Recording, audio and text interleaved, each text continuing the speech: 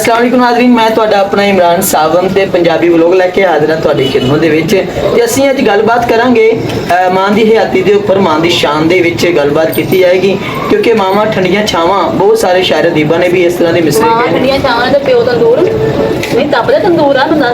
नहीं मां दा अपना एक मुकाम है, बाप दा अपना एक मुकाम है। तुसीं मां कोई ठंडियां छावां ते होर शायर वो भी दस्सन ना कि प्यो दे भी एक मुकाम है। ये रहदा गल जल्दी तत्ते हो जांदे तप जांदे बहुत जल्दी, लेकिन ठंडे कर दिंदे आ। अच्छा ठंडे भी हो जांदे पर देर ना होंदे। चलो जी असीं मां दी शान ते गलबात कर लईए, इजाजत हो वीरे। करो। अच्छा जी, गलबात कर रहे सी जी असीं मां दी शान दे हवाले दे नाल। अज असीं इंशाअल्लाह इस चीज़ दे उपर भी झात पावांगे कि मावां तो बगैर वेड़े सुंजे लगदे ने। मावां हर घर दी रौनक ने। जिस घर दे विच मां ना होवे, यकीन करो कि इंज लगदा है कि रौनक खबरे किधरे टुर गई है। ते असीं अज गलबात करदे हां, अगे अगे टोरा दिने आ, नाल नाल असीं तो जिहड़ा ना तुहाडी झात पाउंदे जावांगे गल्लां बातां दे उत्ते भी। ते तुसीं इस प्रोग्राम नूं इंजॉय करदे हो, की करदे हो, ਇਹ ਤੁਸੀਂ ਸਾਨੂੰ ਦੱਸਣਾ ਹੈ ਕਮੈਂਟ ਰਾਹੀਂ। ठीक है जी। जी मैडम की हाल है ਤੁਹਾਡਾ? जी ठीक ठाक। सब तो पहला ਤੁਹਾਡਾ बहुत ज़्यादा मैं थैंक्स करदी हां, बहुत ज़्यादा शुक्रिया अदा करदी। अच्छा जी। क्योंकि जी मेरी ਜਿਹੜੀ ਮਾਮਾ ਹੈ ਤੁਹਾਡੀ ਬਹੁਤ ਵੱਡੀ ਫੈਨ ਹੈ। अच्छा ਹਾਂਜੀ वाह वाह। ਯਕੀਨ ਕਰੋ ਮੈਂ ਕਾਲਜ ਚੋਂ ਆਈ ਹਾਂ, ਇਹ ਬਸ ਵੀ ਰੱਖਿਆ, ਫਿਰ ਮੇਰਾ ਬੈਗ ਵੀ ਨਾਲ ਹੀ ਤੋੜਤਾ, ਮੈਨੂੰ ਉੱਥੇ ਭੇਜਦਾ ਜਾ ਸਾਵਨ ਦੇ ਪ੍ਰੋਗਰਾਮ ਚ ਹੋ ਗਿਆ ਪਹਿਲਾਂ। ਯਕੀਨ ਕਰੋ ਬਹੁਤ ਵੱਡੀ ਫੈਨ ਹੈ ਤੁਹਾਡੀ। ਬਹੁਤ ਸ਼ੁਕਰੀਆ ਜੀ। ਮੇਰੇ ਬਾਬਾ ਵੀ ਮੇਰੇ ਨਾਲ ਬੈਕ ਟੂ ਜਾਣਾ ਤੁਹਾਡਾ ਪ੍ਰੋਗਰਾਮ ਦੇਖਦੇ ਆ, ਤੁਹਾਡੇ ਵਲੋਗ ਦੇਖਦੇ ਆ। ਯਕੀਨ ਕਰੋ ਮੈਂ ਆਪ ਬਹੁਤ ਇੰਸਪਾਇਰ ਹਾਂ ਤੁਹਾਡੇ ਤੋਂ। अच्छा जी, बहुत शुक्रिया जी, है ਤੁਹਾਡੀ ਮੁਹੱਬਤ ਹੈ। ਨਾਜ਼ਰੀਨ ਅਸੀਂ ਇਹਨਾਂ ਨੂੰ ਵੀ ਧਾਰੀਵਾਲ ਦਾ ਪ੍ਰੋਗਰਾਮ ਸਾਡਾ ਦੇਖਣਗੇ ਬਾਅਦ ਦੇਖ ਰਹੇ ਹੋਣਗੇ ਚ, ਜ਼ਰੂਰ। ਤੇ ਬਲਕਿ ਇਸ ਟਾਈਮ ਵੀ ਦੇਖ ਰਹੇ ਹੋਣਗੇ। ਤੇ ਅਸੀਂ ਉਹਨਾਂ ਨੂੰ ਜੀ ਬਹੁਤ ਸ਼ੁਕਰੀਆ ਜੀ ਤੁਹਾਡਾ, ਤੁਸੀਂ ਸਲਾਮਤ ਰਹੋ। ਤੇ ਦੂਸਰਾ ਮੈਡਮ ਤੁਹਾਨੂੰ ਇਹ ਪੁੱਛਣਾ ਸੀ, ਮਾਂ ਦੀ ਸ਼ਾਨ ਦੇ ਹਵਾਲੇ ਨਾਲ ਸਾਡਾ ਪ੍ਰੋਗਰਾਮ ਹੈ ਜੀ ਤੇ ਬਾਪ ਦੇ ਬਾਰੇ ਤੁਸੀਂ ਮੇਰੇ ਨਾਲ ਬਹਿਸ ਸ਼ੁਰੂ ਕਰ ਦਿੱਤੀ ਸੀਗੀ। हाँ जी, क्योंकि जी देखो मेरे बाबा ने ना मैंने हमेशा ही किया है कि मैं तेरा ना दोस्त हाँ। अच्छा। ਜਿਹੜੀ ਵੀ ਗੱਲ ਕਰਨੀ ਹੈ ਨਾ ਮੇਰਾ ਦੋਸਤ ਸਮਝ ਕੇ ਕਰਿਆ ਕਰ। ठीक है। ਦੋਸਤ ਬਣ ਕੇ। ठीक है। ਤੇ ਉਹ ਕੱਲ ਮੈਂ ਸਾਰਾ ਦੋਸਤ ਬਣ ਕੇ ਦੱਸ ਬੈਠੀ ਹਾਂ ਸਾਰਾ ਕੁਝ। ਤੇ ਯਕੀਨ ਕਰੋ ਕੱਲ ਦੇ ਮੂੰਹ ਨਾਲ ਹੀ ਬੈਠੇ ਪਰ ਡਾਊਟ ਮੂੰਹ ਨਾਲ ਆਇਆ। ਯਕੀਨ ਕਰੋ ਮੈਂ ਡਰੀ ਬੈਠੀ, ਮੈਂ ਕਿਹਾ ਮੈਂ ਤਾਂ ਦੋਸਤ ਬਣ ਕੇ ਦੱਸਿਆ ਸੀ। ਨਹੀਂ, ਦੇਖੋ। ਉਹ ਕਾਲ ਦੀ ਅੰਮੀ ਮੈਨੂੰ ਬੋਲੀ ਜਾਂਦੇ ਤੂੰ ਕਿਉਂ ਦੱਸਿਆ ਤੈਨੂੰ ਕਹਿ ਦਿੱਤਾ ਤੂੰ ਮੰਨ ਗਈ। ਮੈਂ ਕਿਹਾ ਉਹਨਾਂ ਨੇ ਮੈਨੂੰ ਕਿਹਾ ਸੀ ਕਿ ਦੋਸਤ ਬਣ ਕੇ ਜੋ ਵਾਲੀ ਗੱਲ ਕਰਨੀ ਕਰ ਲੇਗਾ। ਮੈਂ ਤੇਰਾ ਬਾਪ ਬਾਜੋ ਮੇਰੇ ਦੋਸਤ ਹਾਂ। ਮੈਂ ਤਾਂ ਦੋਸਤ ਤਰ੍ਹਾਂ ਸਾਰੀਆਂ ਗੱਲਾਂ ਕਰਦੀ ਹਾਂ। ਤੇ ਹੁਣ ਫਿਰ ਇਹ 'ਚ ਮੇਰਾ ਇੱਕ ਕਸੂਰ ਸੀ। ਚਲੋ ਠੀਕ ਹੋ ਗਿਆ ਜੀ। ਕਹਿੰਦੇ ਜੀ ਬਾਪ ਜਿਹੜਾ ਹੈ, ਜਿਸ ਤਰ੍ਹਾਂ ਇਹਨਾਂ ਨੇ ਗੱਲਬਾਤ ਕੀਤੀ ਸੀ ਕਿ ਤਪਦਾ ਤੰਦੂਰ ਹੁੰਦਾ ਹੈ, ਤੇ ਉਹ ਆਪਣੀ ਗੱਲ ਦੇ ਰਾਹੀਂ ਉਹਨਾਂ ਨੇ ਜ਼ਾਹਰ ਵੀ ਕਰਨ ਦੀ ਕੋਸ਼ਿਸ਼ ਕੀਤੀ ਹੈ। ਮੈਂ ਸਮਝਦਾ ਕਿ ਬਾਪ ਦਾ ਵੀ ਜ਼ਿੰਦਗੀ ਦੇ ਵਿੱਚ ਓਨਾ ਹੀ ਹਿੱਸਾ ਹੈ ਜਿੰਨਾ ਕਿ ਸਾਡੀ ਮਾਂ ਦਾ ਹੁੰਦਾ ਹੈ। ਸਾਡੀ ਮਾਂ ਸਾਨੂੰ ਪੈਦਾ ਕਰਦੀ ਹੈ, ਪਾਲਦੀ ਹੈ, ਉਸ ਤੋਂ ਬਾਅਦ ਸਾਡੀ ਪਰਵਰਿਸ਼ ਕਰਦੀ ਹੈ। ਪਰ ਉਸ ਪਾਲਣ ਦੇ ਵਿੱਚ, ਉਸ ਪਰਵਰਿਸ਼ ਦੇ ਵਿੱਚ, ਉਸ ਘਰ-ਬਾਰ ਨੂੰ ਚਲਾਉਣ ਦੇ ਵਿੱਚ ਜਿਹੜਾ ਕਿਰਦਾਰ ਇੱਕ ਬਾਪ ਅਦਾ ਕਰ ਰਿਹਾ ਹੁੰਦਾ ਹੈ ਨਾ, ਉਹ ਕੋਈ ਹੋਰ ਨਹੀਂ ਅਦਾ ਕਰ ਸਕਦਾ। ਅੱਛਾ, ਤੇ ਵਾਲਦਾ ਦੇ ਹਵਾਲੇ ਦੇ ਨਾਲ, ਮਾਂ-ਬਾਪ ਦੀ ਗੱਲਬਾਤ ਦੇ ਉੱਪਰ ਅਸੀਂ ਅੱਜ ਗੱਲਬਾਤ ਕਰਨੀ ਹੈ। ਤੇ ਮਾਂ ਦੇ ਹਵਾਲੇ ਨਾਲ ਤੁਸੀਂ ਕੀ ਕਹਿਣਾ ਚਾਹੋਗੇ? ਮਾਂ ਦੀ ਚਾਂਦ ਕੀ ਬਹੁਤ ਯਕੀਨ ਕਰੋ ਲਿਖਣ ਬੈਠ ਤੇ ਲਿਖਦੇ ਰਹੇ ਕਲਮ ਮੁੱਕ ਜਾਣੇ, ਬਿਲਕੁਲ ਐਸੇ ਕਾਗਜ਼ ਮੁੱਕ ਜਾਣੇ, ਲੇਕਿਨ ਉਹ ਸਿੱਖਤਾਂ ਹੀ ਖਤਮ ਹੋਣੀ। ਬਿਲਕੁਲ। ਤੇ ਅੱਛਾ, ਅੱਜ ਪੁਰਾਣੇ ਦੌਰ ਦੀਆਂ ਜਿਹੜੀਆਂ ਮਾਵਾਂ ਸੀ ਨਾ, ਯਕੀਨ ਕਰੋ ਕਿ ਇੰਨੀਆਂ ਭੋਲੀਆਂ ਸੀ। ਯਕੀਨ ਬਹੁਤ ਹੀ ਕਰੋ ਭੋਲੀਆਂ। ਬਹੁਤ। ਹੁਣ ਜਿਹੜੀਆਂ ਅੱਗੇ ਜਦੀਦ ਦੌਰ ਵਿੱਚ ਆਈਆਂ ਨਾ, ਉਹਨਾਂ ਨੇ ਬਸ ਸਾਨੂੰ ਫੜ ਲਿਆ, ਉਹਨਾਂ ਤੋਂ ਨਹੀਂ ਬਚ ਗਏ। ਯਕੀਨ ਕਰੋ ਮਾਂ ਦੀ ਤੁਹਾਨੂੰ ਕਿਹਨੇ ਸਿੱਖਤਾ ਦੱਸਾਂ। ਅਕਾਲ ਦੀ ਸਿੱਖ ਸੁਣ ਲਓ। ਕੱਲ ਮੈਂ ਕਾਲਜ ਚੋਂ ਆਈ ਹਾਂ, ਥੱਕੀ ਹਾਰੀ ਸੀ, ਆ ਕੇ ਬਸਤਾ ਰੱਖਿਆ। ਮੈਂ ਕਿਹਾ ਮੇਰੀ ਮੇਰੇ ਢਿੱਡ 'ਚ ਬਹੁਤ ਦਰਦ ਹੋ। ਤੇ ਮੈਂ ਕਿਹਾ ਸ਼ਾਇਦ ਮੈਨੂੰ ਕਹੂਗਾ ਕਿ ਥੱਕੀ ਖਾ ਲਾ, ਮੇਰਾ ਪੁੱਤ ਦਵਾਈ ਲੈਣ ਚੱਲਦੇ ਅੱਗੋਂ ਮੈਨੂੰ ਕਹਿੰਦੇ ਬਹੁਤ ਚਲਾਮ ਪੈ। ਹੁਣ 200 ਸਾਹਿਬ ਨੂੰ ਬਿਆ ਦਾ ਢਿੱਡ ਨਾਲ ਕਿਹੜਾ ਕਨੈਕਸ਼ਨ ਬਣਦਾ। ਅਸਲ ਟਾਈਪ ਦੀ ਜਨਰੇਸ਼ਨ ਸਾਰੀ ਲੱਗੀ ਮੋਬਾਈਲ ਤੇ ਹੋਈ ਹੈ। ਮੋਬਾਈਲ ਤੇ ਤਾਂ ਲੱਗੀ ਹੈ। ਮਾਂ ਬਾਪ ਦਾ ਇਸ ਟਾਈਮ ਸਭ ਤੋਂ ਵੱਡਾ ਗਿਲਾ ਹੀ ਮੋਬਾਈਲ ਹੈ। ਯਕੀਨ ਕਰੋ ਹਰ ਪਾਸੇ ਮੋਬਾਈਲ। ਪਰ ਢਿੱਡ ਨਾਲ ਤਾਂ ਕੋਈ ਕਨੈਕਸ਼ਨ ਨਹੀਂ ਨਾ ਬਣਦਾ। ਉਸ ਟਾਈਮ ਤਾਂ ਸੁਣਨਾ ਸਾਡੀ, ਉਸ ਟਾਈਮ ਮੈਂ ਕਿਹਾ ਨਹੀਂ, ਮੈਂ ਚੁੱਪ ਕਰਕੇ ਬਹਿ ਗਈ। ਮੈਂ ਕਿਹਾ ਅੱਛਾ ਮੰਮੀ ਤੁਸੀਂ ਸਹੀ ਕਹਿ ਰਹੇ ਹੋਣੇ, ਇਹ ਮਾਂ ਹੁਣ ਕੁਝ ਕਹਿ ਨਹੀਂ ਸਕਦੀ, ਚੁੱਪ ਕਰਕੇ। ਤੇ ਉਸ ਤੋਂ ਬਾਅਦ ਦੂਰੇ ਸੱਚੀ ਮੈਨੂੰ ਕਦੀ ਅਗਰ ਜਿੰਦਾ ਲੱਗਦਾ। ਯਕੀਨ ਕਰੋ ਸਾਰੀਆਂ ਮਾਵਾਂ ਨੇ ਇਕੱਠੇ ਬਹਿ ਕੇ ਟੋਲਾ ਬਣਾ ਕੇ ਡਾਇਲੋਗ ਯਾਦ ਕੀਤੇ ਤੇ ਆਪਣੇ ਆਪਣੇ ਔਲਾਦ ਨੂੰ ਸੁਣਾਏ। ਅੱਛਾ। ਯਕੀਨ ਕਰੋ ਸਾਰੇ ਡਾਇਲੋਗ ਇਹਨਾਂ ਦੇ ਸੇਮ ਆ। ਮੈਂ ਉਹ ਦੇਖੋ ਕੱਲ ਮੈਂ ਨਾ ਆਪਣੀ ਮਾਸੀ ਘਰ ਉਹਨਾਂ ਘਰ ਗਈਆਂ, ਆਪਣੇ ਮੁੰਡੇ ਨੂੰ ਕਿਹਾ ਚਲੋ ਹਸਨ ਤੁਹਾਡੇ ਨਹੀਂ ਲੈ ਗਿਆ। ਤੇ ਉਹ ਕਹਿ ਰਿਹਾ ਅੰਮੀ ਜੀ ਮੈਂ ਜਾ ਤੇ ਪਤਾ ਮਸਤ ਨੇ ਕੀਤੀ ਆ ਚਾਦਰ ਫੜਾ ਦੇਣਾ ਮਿੱਠੀ ਆ ਵੀ ਚਲ ਜਾਂਦੀ। ਯਕੀਨ ਕਰੋ ਸੇਮ ਨਹੀਂ ਡਾਇਲੋਗ ਮੇਰੇ ਭਰਾ ਨੂੰ ਸੁਣਨ ਨੂੰ ਮਿਲਦਾ।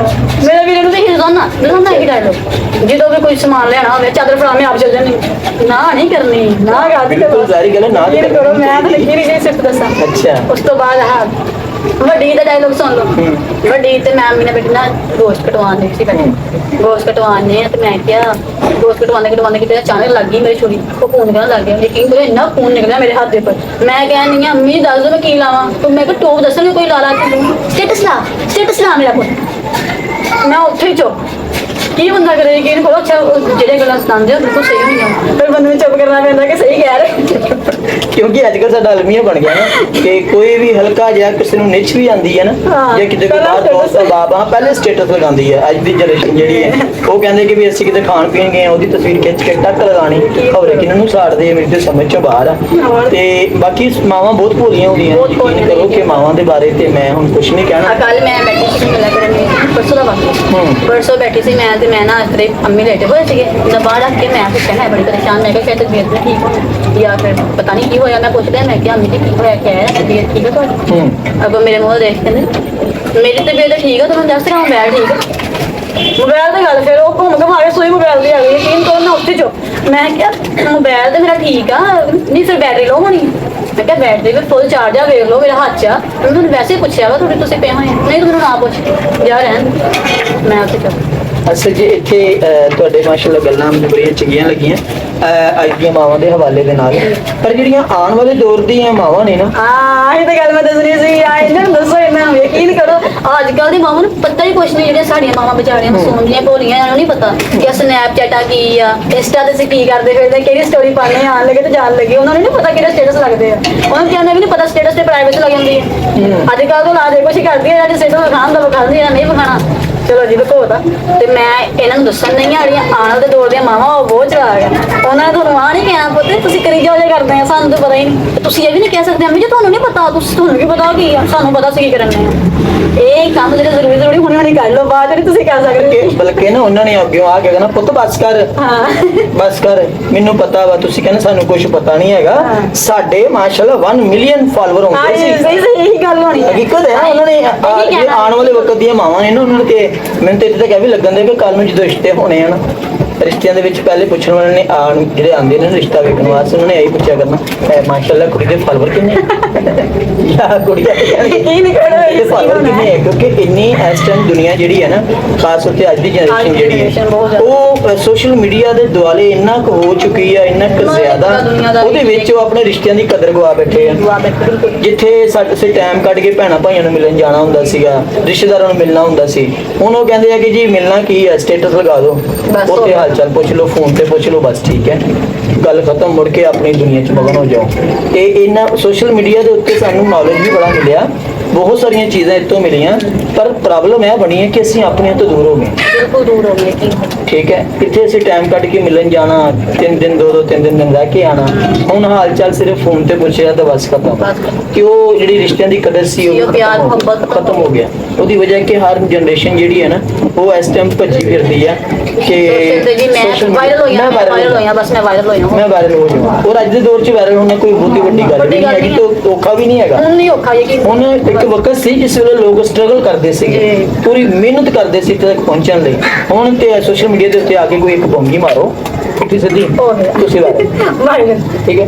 ਨਾ ਮਾਂ ਬਾਪ ਦੇ ਰਿਸ਼ਤਿਆਂ ਦਾ ਤਕੱਦਸ ਰਿਹਾ, ਨਾ ਮਾਂ ਬਾਪ ਦੀ ਇੱਜ਼ਤ, ਨਾ ਮੁਕਾਮ। ਯਕੀਨ ਕਰੋ ਕਿ ਮੈਂ ਅੱਜ ਵੀ ਆਪਣੀ ਗੱਲ ਕਰਦਾ ਹਾਂ ਕਿ ਅੱਜ ਵੀ ਮੈਨੂੰ ਮੇਰੇ ਵਾਲਿਦ ਗਿਰਾਮੀ ਰਾਤ ਨੂੰ 2 ਵਜੇ ਵੀ ਆਵਾਜ਼ ਮਾਰਨ ਤੇ ਮੈਂ ਭੱਜਿਆ ਜਾਣਾ ਜੀ। ਮੇਰੀ ਵਾਲਦਾ ਵੀ ਮੈਨੂੰ ਕੋਈ ਕੰਮ ਕਹਿਣ ਉਹਨਾਂ ਨੇ ਮੂੰਹ ਚੋਂ ਵਾਲੇ ਲਫ਼ਜ਼ ਪੂਰਾ ਨਹੀਂ ਨਿਕਲ ਰਿਹਾ ਹੁੰਦਾ, ਤੇ ਮੈਂ ਦੱਸਦੀ ਉਸੇ ਟਾਈਮ ਮੇਰੀ ਕੋਸ਼ਿਸ਼ ਹੁੰਦੀ ਸੀ। ਤੇ ਹੁਣ ਤੇ ਨਿਆਣ ਨੂੰ ਵਾਜਾਂ ਮਾਰੀ ਜਾਓ, ਬੈਠੇ ਪਿੱਟੀ ਜਾਓ, ਉਹ ਮੋਬਾਈਲ ਦੇ ਉੱਤੇ ਲੱਗੇ, ਤੇ ਫਿਰ ਮਾਵਾਂ ਨੇ ਇਦਾਂ ਦੀ ਗਿਲੇ ਕਰਨੇ ਜਿਹੜੇ ਤੁਸੀਂ ਦੱਸ ਕੇ ਹਟੇ ਹੋ, ਜਿਹੜੀਆਂ ਸਿਫਤਾਂ ਤੁਸੀਂ ਬਿਆਨ ਕਰ ਰਹੇ ਹੋ। ਮੈਨੂੰ ਸੁਣਾ ਰਹੇ ਹੋ ਨਹੀਂ ਸੁਣਾ ਨਹੀਂ ਰਿਹਾ, ਮੈਂ ਗੱਲ ਕਰ ਰਿਹਾ ਨਾਜ਼ਰੀਨ। ਇਹੀ ਵਜ੍ਹਾ ਹੈ ਕਿ ਅੱਜ ਕੱਲ੍ਹ ਦੀਆਂ ਮਾਵਾਂ ਜਿਹੜੀਆਂ ਤਪੀਆਂ ਰਹਿੰਦੀਆਂ ਨੇ 24 ਘੰਟੇ, ਕਿਉਂਕਿ ਪੁਰਾਣੇ ਦੌਰ ਦੀਆਂ ਬੜੀਆਂ ਭੋਲੀਆਂ ਮਾਵਾਂ ਸੀ, ਤੇ ਉਹਨਾਂ ਨੂੰ ਜਿਸ ਵੇਲੇ ਉਹ ਚੀਜ਼ ਨਜ਼ਰ ਨਹੀਂ ਨਾ ਆਉਂਦੀ ਤੇ ਫਿਰ ਉਹ ਤਪ ਜਾਂਦੀਆਂ ਨੇ। ਤੇ ਇਸ ਕਰਕੇ ਆਪਣੇ ਮਾਂ-ਬਾਪ ਦੀ, ਆਪਣੇ ਭੈਣਾਂ ਭਾਈਆਂ ਦੀ, ਰਿਸ਼ਤੇਦਾਰਾਂ ਦੀ ਕਦਰ ਕਰਿਆ ਕਰੋ, ਇੱਜ਼ਤ ਕਰਿਆ ਕਰੋ, ਜਿਨ੍ਹਾਂ ਦਾ ਜਿਹੜਾ ਮੁਕਾਮ ਬਣਦਾ ਉਹਨਾਂ ਨੂੰ ਉੱਥੇ ਰੱਖੋ। ਤੇ ਇਹਦੇ ਨਾਲ ਹੀ ਸਾਨੂੰ ਦਿਓ ਇਜਾਜ਼ਤਾਂ। ਤੇ ਬਹੁਤ ਵਧੀਆ ਲੱਗਿਆ ਅੱਜ ਗੱਲਬਾਤ ਕਰਕੇ ਇਹਨਾਂ ਦੇ ਕੋਲੋਂ ਮਾਸ਼ਾਅੱਲਾ ਗੱਲਾਂ ਬਾਤਾਂ ਹੋਈਆਂ, ਤੇ ਮਾਂ ਦੀ ਹਯਾਤੀ ਦੇ ਉੱਪਰ ਵੀ ਗੱਲਬਾਤ ਕੀਤੀ ਗਈ। ਆਪਣਾ ਖਿਆਲ ਰੱਖਿਆ ਜੀ, ਰੱਬ ਸੁਣਨ ਦੇ ਹਵਾਲੇ, ਰੱਬ ਰੱਖਾ।